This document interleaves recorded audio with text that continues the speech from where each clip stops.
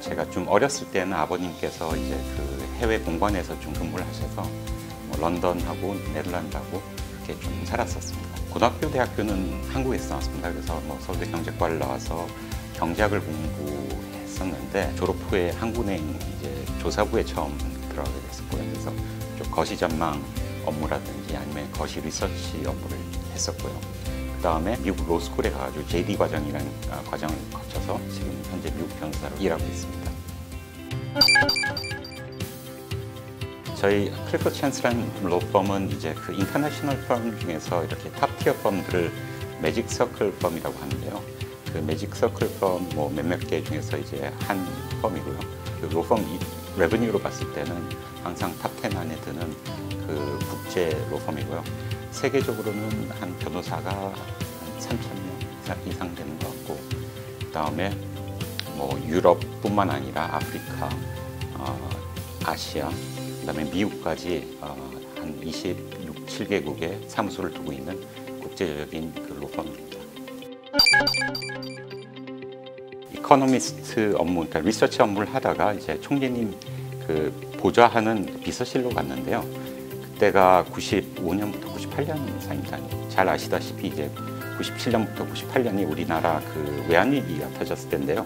때마침 그때 제가 한국은행 비서실에 근무를 했었습니다. 한국은행이 그 외환 보유고를 이제 관리를 하는 업무를 하고 있기 때문에 외부에 알려지기 훨씬 이전에 위기의 어떤 징후들은 뭐 이렇게 내부에서 미리 간파를 하고 있었고요.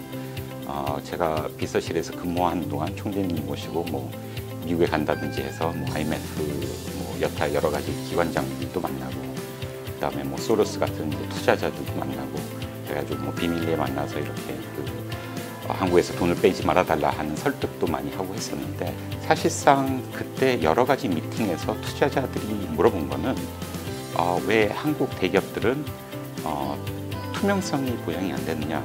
저희는 굉장히 그 숫자라든지 아니면 그런 어떤 계량적인 뭐 그런 걸 통해서 이렇게 설득을 하려고 했었는데, 오히려 그런 식으로 제도적인 쪽에 어떤 관심이라든지 그런 게 많아지니까 그런 걸 제가 지금 생각해도 투자자들한테도 어떤 만족할 만한 답변을 못 드렸던 것 같습니다. 원래 제 꿈은 이제 거시 쪽에 뭐 PhD를 해서 경제학 박사를 하는 걸 생각을 하고 있었는데, 우리가 이제 IMF 구조 금융 신청을 하고 저도 제 진로를 상당히 좀 고민을 하면서 미국 로스쿨로 가게 됐습니다. 평일 같은 경우에는 늦게까지 근무하는 거는 뭐 사실은 거의 정해진 상수고, 뭐 휴일날도 뭐 그 사무실에 나와서 일을 해야 되는 상황이 종종 많이 있습니다. 제가 하는 업무는 이제 기업 금융이나 이런 자본시장 업무이기 때문에 제일 큰 클라이언트들은 뭐 대기업 금융을 하시는 뭐 CFO나 그 아래 이제 금융 파트에 계신 분들이라든지 아니면 투자은행, 인베스트먼트 뱅커들이 이제 주요 클라이언트들인데, 일상을 보면 주로 낮에는 뭐 그런 분들하고 이제 뭐 미팅을 통해서 여러 가지 뭐 어떤 디스트럭처라든지 뭐 어떻게 진행이 되는지 그런 미팅을 많이 하는 경우가 굉장히 많이 있고요. 저녁에는 이제 돌아와서 그분들은 이제 어떤 상업적인 니고시에이션을 해가지고 결정을 내리면 이제 집에 가서 중심이 되지만, 이제 변호사들은 거기에서 결정된 내용을 가지고 돌아와서 다시 그걸 갖다가 계약서라든지 문서로 작성을 해야 되는 작업을 해야 됩니다. 밤에 저희가 안 하면 그 다음날 또 미팅이 진행이 안 되기 때문에, 왜냐하면 그 다음날 미팅에서는 그 전날 결정된 어떤 문서를 앞에다 놓고 그다음에 다시 리뷰를 하고 제대로 반영이 되는지, 또 이후에 더 상세한 내용 같은 거를 이제 니고시에이션 하는 과정을 거쳐야 되기 때문에 문서화 작업은 밤에 하는 경우가 굉장히 많습니다. 미국 JD 과정이 이제 3년인데요.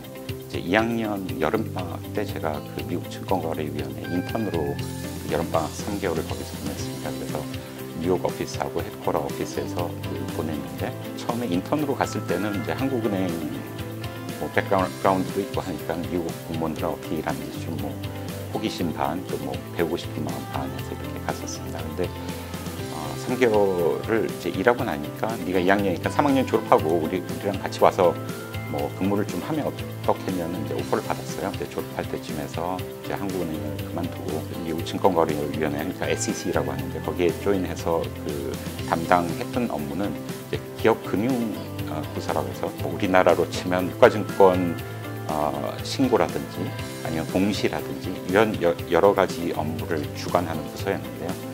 거기에서 그 스태프 변호사로서 로펌이라든지 아니면 기업들이 어떤 증권법 관련해서 질의하는 데 대한 어떤 유권 해석을 내준다든지 아니면 여러 가지 심사 서류를 리뷰를 하고 그다음에 코멘트를 주고 그 심사를 하는 업무를 했었습니다.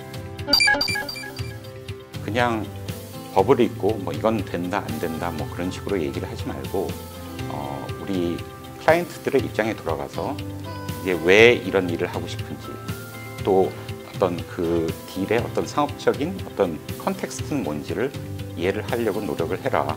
그래서 그런 거를 이해를 한 다음에 뭐 법률에 이렇게 안 된다고 했으니까 안 돼 이렇게 얘기하는 게 아니라 법률적인 랜드스케이프가 이렇게 돼 있으니까 이쪽으로는 못 가지만 이렇게 가면 어떤 원래 하고자 했던 목적을 이룰 수 있게끔 어떤 그 길잡이를 해줄 수 있는 프로블럼 솔버가 돼야 된다. 어떤 문제를 해결책을 제시를 하는 사람이 돼야 실제로 좋은 그런 어떤 커머셜한 로여가 될 수 있다 이렇게 얘기를 하거든요. 저희 그 후배들한테 얘기하고 싶은 거는 물론 법을 공부를 하더라도 어떤 경제 관계라든지 상업적 관계라든지 어떤 그런 금융의 이해가 분명히 필요하다. 그런 자질이 필요하다. 그렇게 말씀드리고 싶습니다. 일하는 방법하고 어떤 문화가 많이 다른 건 사실인 것 같습니다. 국내 어떤 기업이나 조직은 굉장히 좀 이렇게 팀 위주로 많이 돌아가는 것 같습니다. 여러 명이 이제 으쌰으쌰하고 술도 한 잔씩 하면서 해외의 조직에서는 한 3-4사람이 할 일, 한국은 그 외에 한 2배, 한 7-8명이 하는 것 같습니다. 팀이 좀 더 크고 그 대신 그걸 같이 이렇게 하고 또 이렇게 좀 결제 단계도 해외에서는 뭐 누가 한번 리뷰만 하고 승인만 해주면 거의 뭐 2단계, 3단계 이상 넘어가는 일이 없는데 우리나라는 이제 뭐 사장님 결제 받고 부장님 받고 이사님 받고 사무님 받고 전무님 받고 이렇게 여러 가지 이제 결제 단계가 있으니까 의사 결정 프로세스도 좀 다르고 프로세스가 다름에 따라서 그 장점과 단점이 있을 것 같습니다. 여러 가지 단계를 거치면 그만큼 실수를 할 수 있는 분야는 적겠지만 또 그만큼 플렉서빌리티가 좀 떨어지고 또 그래서 또 야근을 더 많이 하는 뭐 이렇게 그런 단점이 있을 거고 해외 같은 경우에는 굉장히 개인의 능력에 따라서 그러니까 팀이 굉장히 슬림하고 그 의사결정 단계가 몇 단계 없지만 개인의 능력에 따라서 한 사람 한 사람의 퍼포먼스가 그 팀의 퍼포먼스에 굉장히 많은 영향을 미치고 한 사람이 뭔가를 잘못하면 이게 크게 어그러질 수 있는 그런 좀 단점도 있는 것 같습니다. 그래서 뭐 양쪽 경험을 하면 좀 이렇게 재미있는 그런 비교가 될 수 있을 것 같기도 합니다. 아직까지도 계속 이렇게 좀 마음에 이렇게 걸려서 생각나는 게 아까 그 국가 부도의 날 그때입니다. 그걸 뭐 우리가 그걸 잘 대처했으면 막을 수 있었다 그런 문제는 아니었던 것 같아요. 왜냐하면 근본적으로 우리 기업들이 오버 레버리징이 돼 있었고 기업 지배 구조도 굉장히 그 오너 중심의 어떤 제대로 된 기업 지배 구조가 없었기 때문에 뭐 그걸 뭐 하루 아침에 뭐 몇 명이 뭐 그걸 갖다가 뭐 영웅처럼 막아내는 거는 아니었겠지만 지금 생각해 보면 굉장히 국내에서 이렇게 그 어떤 이슈라든지 상황을 바라보고 어떤 해결이 될 거라고 생각했던 어떤 낙관적인 기대하고 해외에서 바라봤던 시각하고는 굉장히 그러니까 차이가 많이 난다는 거를 그 과정을 통해서 저도 느꼈고 그게 또 아까 말씀드린 대로 제 진로 변경의 어떤 하나의 원인이 됐지만 그 갭이 굉장히 컸다는 거를 느꼈었어요.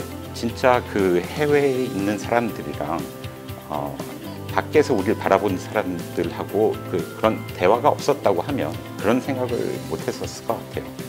저희 요즘 젊은 분들한테 좀 이렇게 당부드리고 싶은 얘기는 좀 더 세상을 넓게 보고 좀 더 오픈된 마인드로 이렇게 어떤 경험을 좀 넓게 하라고 이렇게 말씀드리고 싶습니다. 그렇게 되면 바라보는 시각이 달라지게 되면 자기가 하고 싶은 일도 좀 변할 수가 있고 또 자기가 하고 싶은 게 달라지면 또 자기 인생도 이렇게 변할 수 있기 때문에 그런 조언을 드리고 싶습니다. 국내 대학에서 문과에 다니시는 분들 중에 국내 로스쿨에 진학을 하시려는 분들이 굉장히 많고 또 인기가 좋다는 얘기를 많이 듣고 있습니다. 그분들 중에서 좀 더 이렇게 언어 능력도 되시고 또 해외 경험 가지시고자 하시는 분들은 또 해외 로스쿨 또 뭐 이제 국제 로펌에도 좀 관심을 가져주셨으면 하는 바람은 있습니다. 국내에서 경험할 수 없는 또 부분을 많이 어떤 지식이나 스킬이나 아니면 경험을 또 습득을 해서 우리나라 사람들의 풀에 이렇게 들어오게 되면 그게 또 다 또 국내로 전파가 돼서 국내의 어떤 발전에 쓰일 수 있는 어떤 밑거름이 될 거라고 생각을 하거든요.